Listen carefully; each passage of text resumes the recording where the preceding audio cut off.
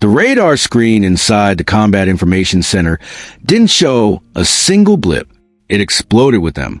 Veteran sailors, men who had spent decades at sea, stared in disbelief as the display filled with targets at a density none of them had ever seen before. What began as a routine patrol in the Red Sea collapsed into a nightmare naval planners have quietly feared for decades. This wasn't a warning shot. It wasn't a stray rocket or a probing drone. This was a coordinated saturation attack, a 50 projectile swarm precisely timed to overwhelm the most advanced naval defense system on Earth. Inside the windowless nerve center of the ship, the next few minutes wouldn't just decide survival. They would redefine modern naval warfare and potentially drag the world into a conflict no one is ready for. To understand the terror of that moment, you need to understand what 50 simultaneous targets mean to a combat system. Strategists call a saturation attack the only proven weakness in the U.S. Navy's defensive architecture. The logic behind it is brutally simple. The attackers know the Aegis combat system is the undisputed king of the seas. It can track over 100 targets at once with near godlike precision. But tracking is not the same as engaging. There is a physical limit to how many interceptors a ship can guide at the same exact second.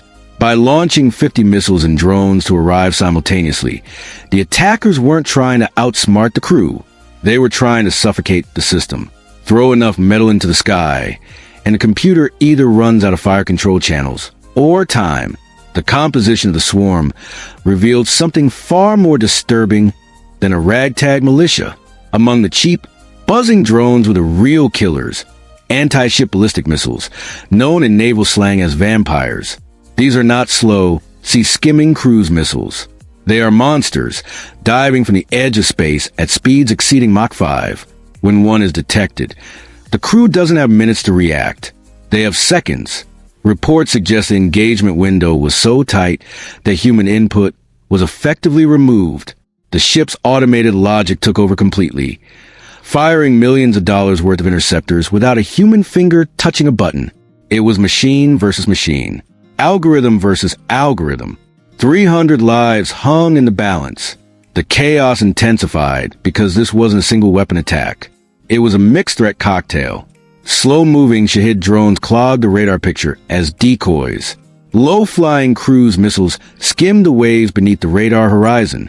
Ballistic missiles rained down from above. The SBY. One radar was forced to look up, down, and across the horizon simultaneously. It was like trying to slap a mosquito, dodge a fastball, and catch a falling knife, all at the same time. The destroyer survived, a testament to the engineering of the Arleigh Burke class. But every sailor aboard knows the truth. Luck played a role, because if even one projectile had slipped through, this wouldn't have been a dent. It would have been a catastrophic mission kill, or worse, a sunken American warship. But the real shock came after the smoke cleared. The attackers achieved a massive victory without landing a single hit. They forced the destroyer to burn through a shocking percentage of its missile inventory in one afternoon. SM-2s and SMXs costing $2 to $4 million each, fired at drones worth less than $20,000. This is a cost-exchange ratio trap.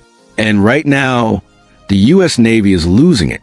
If an enemy can force America to spend $100 million to stop a cheap swarm, they don't need to sink the ship to win the war. They just need to bankrupt the logistics chain. This leads to the most terrifying reality: the empty magazine. An American destroyer is a floating fortress, but it carries a finite number of missiles. Once those roughly 90 vertical launch cells are empty, the ship stops being a predator. It becomes a target.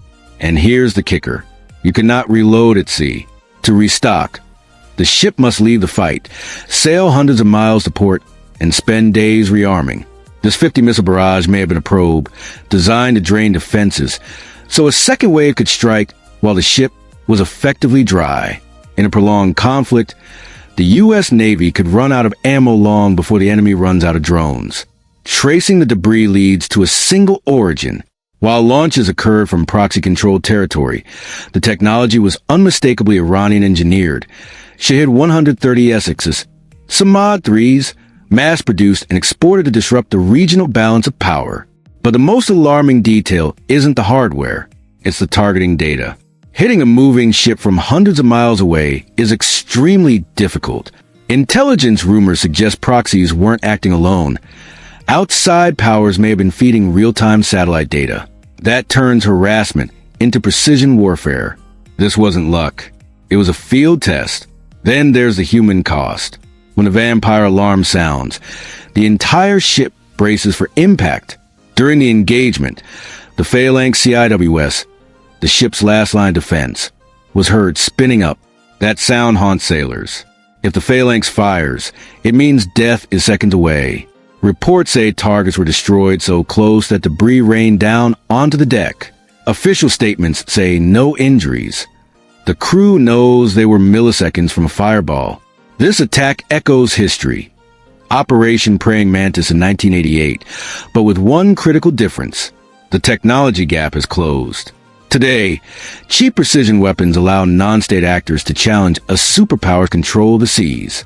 This is asymmetric warfare in its purest form.